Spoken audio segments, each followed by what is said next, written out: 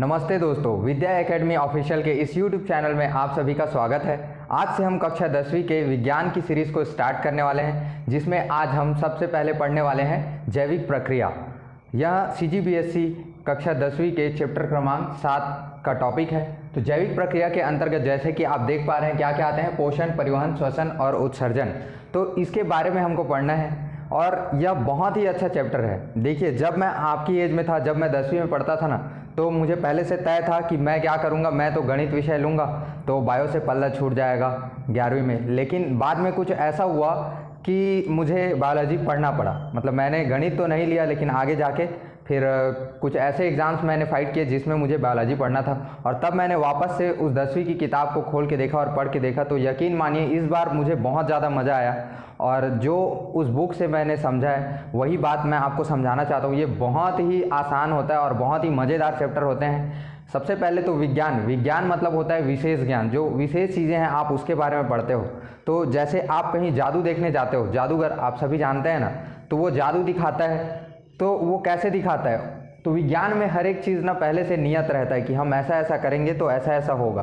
तो यकीन मानिए वो विज्ञान का ही विद्यार्थी रहता है, और क्योंकि हमें ज्ञान नहीं होता, हम अज्ञानी होते हैं, तो वो जो भी साइंस के सिद्धांतों को इस्तेमाल करके वो जो भी चीज़ दिखाता है हम उसको यकीन मान लेते हैं। तो वापस इस चैप्टर पे लौटते हैं।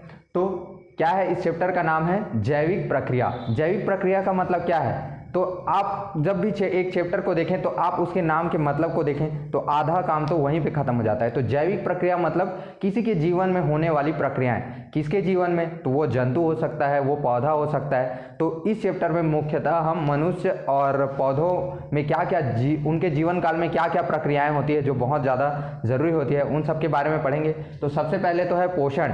तो पोषण आप सभी जानते हैं, हमें जीवित रहने के लिए भोजन खाते हैं और उस भोजन से हमें क्या मिलता है? ऊर्जा मिलता है। तो उससे संबंधित यह भाग है। उसके बाद है परिवहन। आप भोजन तो खा लेते हैं, भोजन आपके पेट में चल देता है, लेकिन अभी आपके हाथ को ऊर्जा चाहिए, अभी आपके पैर को ऊर्जा चाहिए, अभी आपको बोलने के लिए ताकत चाहिए। तो इन अंगों तक ऊर्जा कैसे पहुंच रही है? ठीक है, तो उसको हम लोग पढ़ेंगे परिवहन के अंदर। श्वसन। तो श्वसन जो टॉपिक है, इसमें बहुत सारे लोग कंफ्यूज कर देते हैं कि नाक से सांस लेना और नाक से सांस छोड़ना ही क्या होता है? श्वसन होता है। लेकिन यह श्वसन का केवल एक भाग बस है। श्वसन में होता है जो हम डिटेल में आगे पढ़ेंगे, लेकिन अभी के लिए आप इतना जान लो कि जो भोज्य पदार्थ आपने खाए हैं और जो परिवहन करके विभिन्न अंगों तक पहुंचाया गया है, उस भोज्य पदार्थ को ऊर्जा में कैसे बदला जाता है, इस पूरी प्रक्रिया को ही क्या बोलते हैं हम लोग? श्वसन बोलते हैं। तो उसको डिटेल में हम लोग पढ़ने वाले हैं। और उत्सर्जन। अब आपने भोज्य पदार्थ खा लिया, वो परिवहन भी हो गया, आपने श्वसन करके ऊर्जा का इस्तेमाल भी कर लिया, आप अच्छे महसूस कर रहे हैं, लेकिन क्या है, आपकी बॉडी में बहुत सारा वेस्ट है, वो बाहर कैसे जाएगा? पसीने के रूप में जाएगा। जो आपने ऑक्सीजन लिया है वो ऑक्सीजन कार्बन डाइऑक्साइड के रूप में जाएगा, और जो आपके पेट में बचा खुचा है उसका भी हमारे विभिन्न शारीरिक अंगों से क्या होता है? उत्सर्जन होता है। तो इस चैप्टर में सबसे महत्वपूर्ण क्या रहता है? तो चैप्टर में तो सबसे महत्वपूर्ण है इन प्रक्रियाओं को समझना और इनका डायग्राम ड्रॉ करना। तो बचपन में जब हम होते हैं तो हमें ड्रॉ करने में बहुत परेशानी आती है, क्योंकि हम बुक में जो चित्र रहता है ना उसको देख के ड्रॉ करते हैं। लेकिन आप मेरे साथ इस चैप्टर में लास्ट तक बने रहिएगा। मैं आपको इतना सिंपल वे में इन डायग्राम्स को ड्रॉ करके दिखाऊंगा कि एक ही बार में आपको ये सारी चीज़ें याद हो जाएंगी। अब आते हैं हम इस चैप्टर में। तो चैप्टर में जैसे कि क्या है, आप जानते हैं कि पौधे हैं और जंतु हैं। तो पौधे जो होते हैं वो अपना भोजन सीधा सूर्य के प्रकाश से, पानी से, मिट्टी से ले रहे हैं। तो उनका जीवन जो है ना बहुत शॉर्टेड है, उनके लाइफ में कोई लफड़ा नहीं है। लेकिन हम मनुष्य हैं, ठीक है, हम अपना भोजन कहाँ से लेते हैं? बर्गर से लेते हैं, पिज्ज़ा से लेते हैं, दाल से, चावल से, सब्जी से लेते हैं। तो हमारे जीवन में हम जो भोज्य पदार्थ ले रहे हैं वो काफ़ी जटिल है, क्योंकि मैं एक सब्जी खाता हूँ, उसी में कार्बोहाइड्रेट है, उसी में प्रोटीन है, उसी में वसा है, उसी में रेशा है। तो उसको मेरा शरीर पचाएगा कैसे?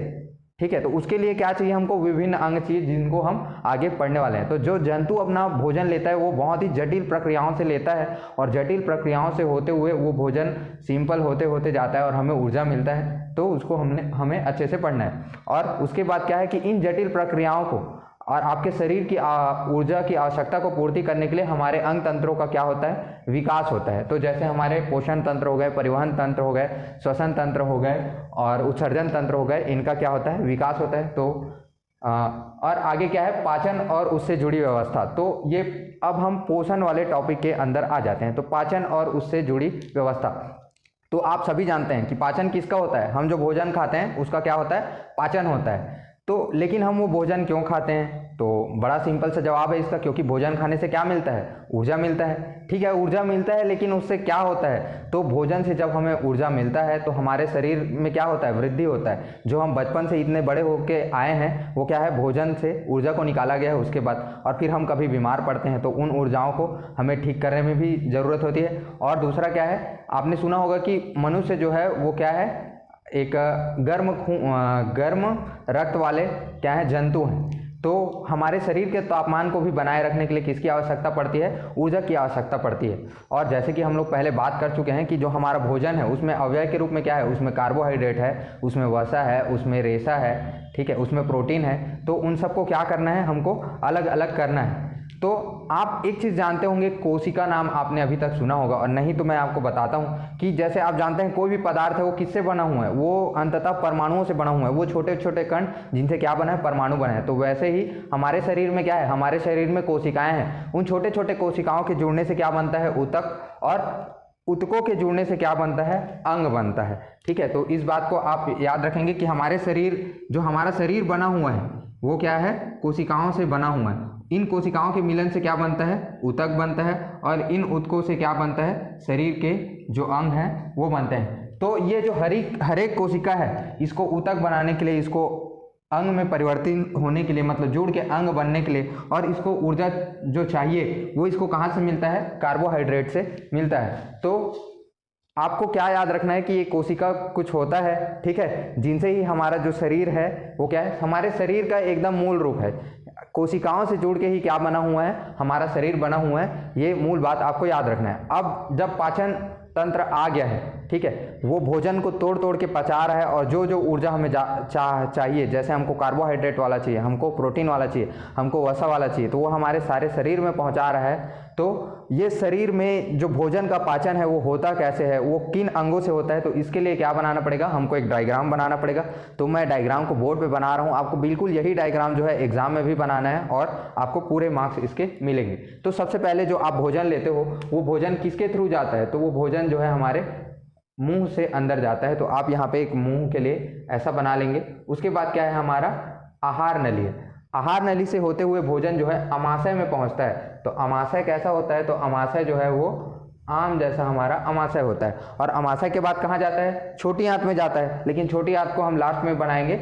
हम इसके पहले बनाते हैं बड़ी आंत। और बड़ी आंत में क्या करना है? आपको यहाँ पे ऐसे छोड़ना है, ये घुमा घुमा के ही बनाना है आपको।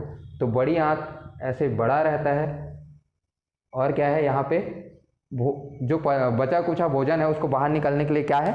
मल द्वार। अब जो हमारा छोटी आंत है, ये छोटी आंत बहुत ज़्यादा घुमा हुआ रहता है। तो यहाँ पे आग एक घुमा हुआ क्या बना लेंगे? संरचना बना लेंगे इधर उधर से, ताकि ये छोटी आंत जैसा लगे। यहाँ पे बीच बीच में और पाइप जो है जोड़ दीजिए, ठीक है। तो ये क्या बन गया? हमारा छोटी आंत। और यहाँ पे अमाशय के ठीक ऊपर एक होता है यकृत, तो इसका भी क्या है? इस्तेमाल आता है, ठीक। तो बिल्कुल आपको ये सेम डायग्राम बनाना है। हम फिर से एक बार देख लेते हैं, और जैसे जैसे भोजन जो है गुजरता है आपको वैसे ही डायग्राम को खींचना है। किसी भी नीचे वाले चीज़ को पहले ड्रॉ करके ऐसे इसको ऊपर कर रहे हैं, ऐसा आप मत करना। और इस डायग्राम में भी आपको पूरे नंबर मिलेंगे, बशर्ते आपको नाम को दिखाना होगा, ठीक है। तो ये जो सबसे पहला है वो क्या है? हमारा मुंह है। उसके बाद इसको बोलते हैं ग्रासिका नली, ठीक है। आहार नली भी बोलते हैं, ग्रासिका नली भी बोलते हैं। ये मैंने बता ही दिया है। ये क्या है? यकृत है।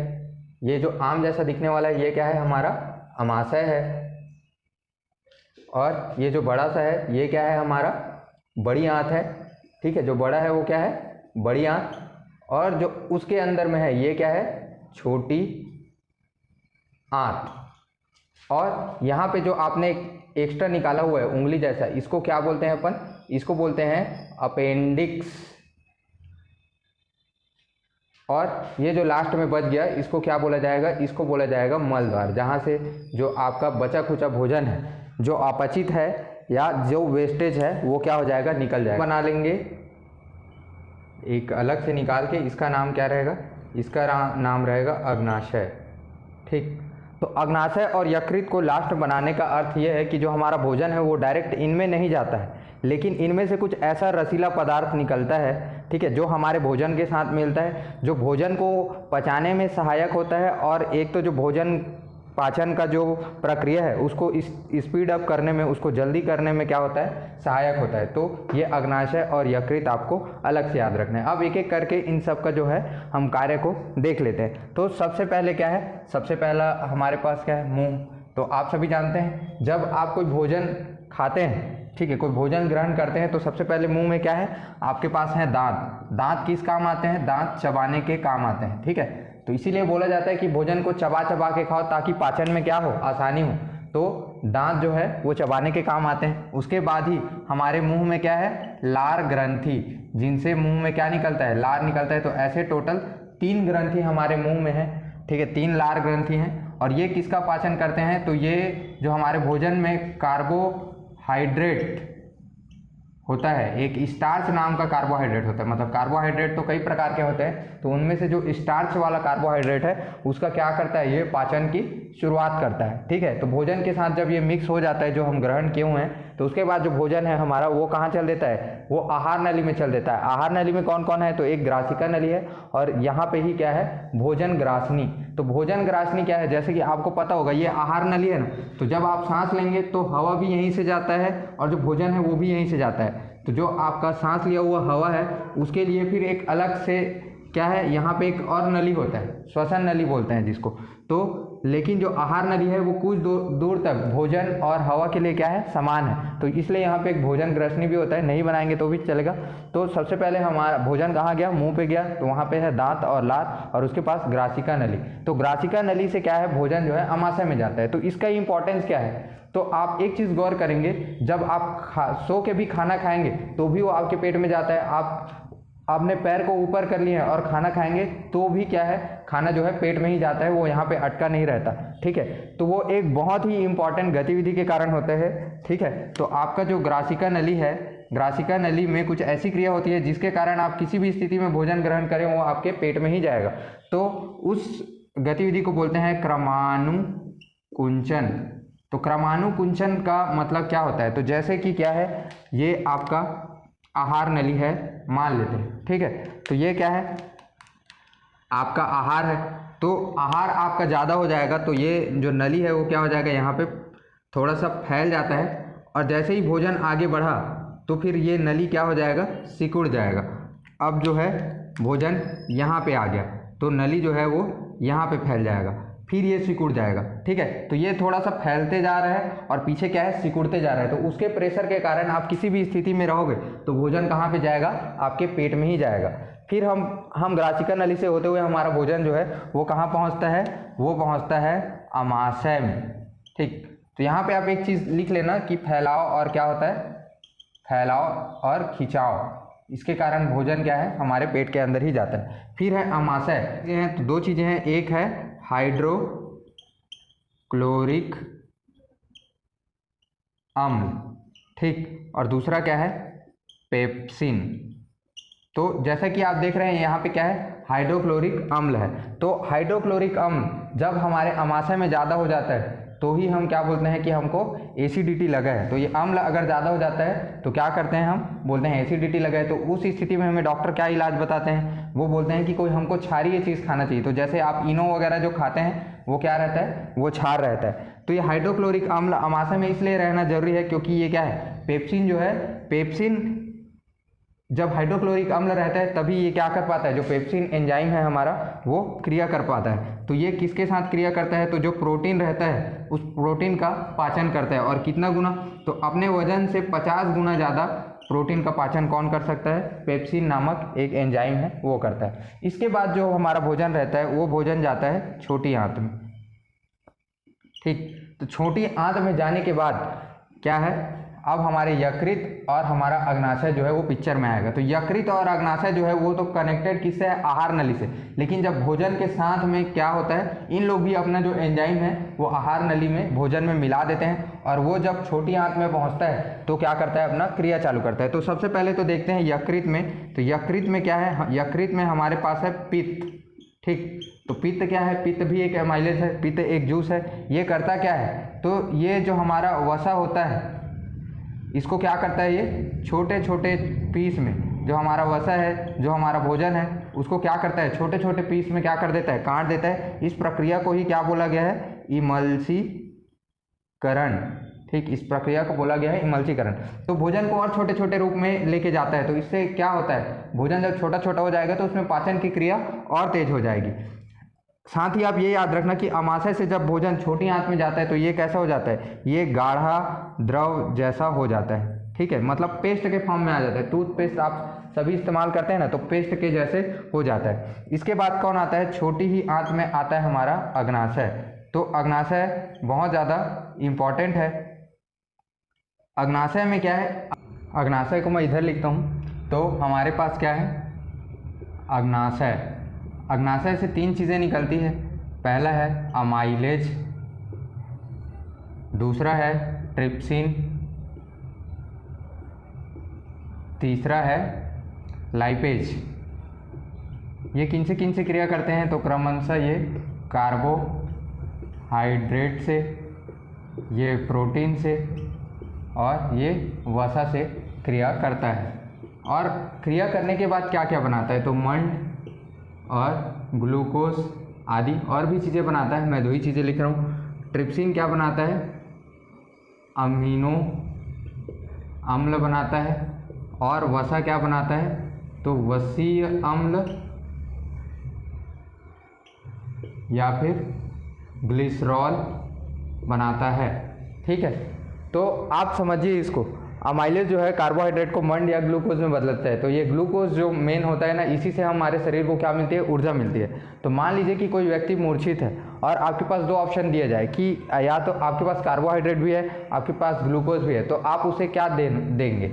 अगर जल्दी से जल्दी उसको क्योर करना है, जल्दी उसको बचाना है, तो आप उसे क्या देंगे, तो आप उस स्थिति में उसको कार्बोहाइड्रेट नहीं देंगे, क्योंकि उसके शरीर को फिर से क्या करना पड़ेगा, वहाँ पे पाचन करना पड़ेगा और उसको ग्लूकोज में बदलना पड़ेगा, तब उसके शरीर को ऊर्जा मिलेगी। और अगर आप ग्लूकोज देते हो तो शरीर को ऊर्जा जो है डायरेक्ट मिलेगी। इसीलिए कोई सुस्त व्यक्ति अगर हॉस्पिटल जाता है या कोई मूर्छित अवस्था में जाता है तो उसको डायरेक्ट जो बॉटल चढ़ा के क्या दिया जाता है, ग्लूकोज दिया जाता है। तो छोटी आंत में ये क्रियाएं होती है। एक तो यकृत है, यकृत में से क्या निकलता है, यकृत से निकलता है पित्त, जो कि इमल्सीकरण करता है वसा का। और अग्नाशय में से अमाइलेज, ट्रिप्सिन और लाइपेज जो है निकलते हैं। इसके अलावा छोटी आंत में थोड़ा बहुत जो पानी रहता है उसको भी सोख लिया जाता है। तो छोटी आंत ना बहुत ज़्यादा घुमा हुआ है, ठीक, इधर उधर। तो इस घूमी हुई संरचना को क्या कहा जाता है, इस घूमी हुई संरचना को कहा जाता है दीर्घ रोम। ठीक, इसके बाद छोटी आंत के बाद कहाँ जाएंगे, छोटी आंत के बाद हम जाएंगे बड़ी आंत में। तो बड़ी आंत में क्या है, बचा खुचा जितना है उसका क्या हो जाएगा, पाचन हो जाएगा। तो मेनली आप ऐसा समझो कि अब जो बचा भोजन है, बचा हुआ भोजन और जल जो है, इसका क्या होगा, पाचन होगा। तो छोटी आंत से और बड़ी आंत से क्या कर दिया जाता है, परिवहन तंत्र के माध्यम से ये जो पचा हुआ भोजन है इसको बाकी सारे भागों में भेज दिया जाता है। और लास्ट में क्या होता है, अब इस बड़ी आंत के बाद भी अगर कोई भोजन जो है बच गया या जो कोई वेस्ट है वो बच गया, तो वो कहाँ से निकलेगा, फिर मल द्वार से वो चीज़ जो है निकल जाएगी। ठीक, यहाँ पे हम एक और संरचना देख रहे हैं, अपेंडिक्स। ठीक, तो ये अपेंडिक्स क्या है, तो ये अपेंडिक्स एक ऐसा चीज़ है जिसका हमारे शरीर में कोई भी काम नहीं है। कहा जाता है कि पहले यहाँ पे किसका पाचन होता था, सेलुलोज का पाचन होता था। तो सेलुलोज किस में पाया जाता है, सेलुलोज घास में पाया जाता है। तो घास, कोई मनुष्य घास तो नहीं खाता, लेकिन हो सकता है कि हमारे पूर्वज जो है वो खाते रहे होंगे। तो इसलिए क्या है, अपेंडिक्स की संरचना भी बड़ी आंत के साथ जुड़ी हुई है। तो वैसे तो हमारे शरीर में इसका कोई काम नहीं है, तो कहीं अगर ऑपरेशन वगैरह होता है तो इस अपेंडिक्स को क्या कर दिया जाता है, काट के निकाल भी दिया जाता है। तो उससे हमारे शरीर पे जो है कोई भी प्रभाव नहीं पड़ता।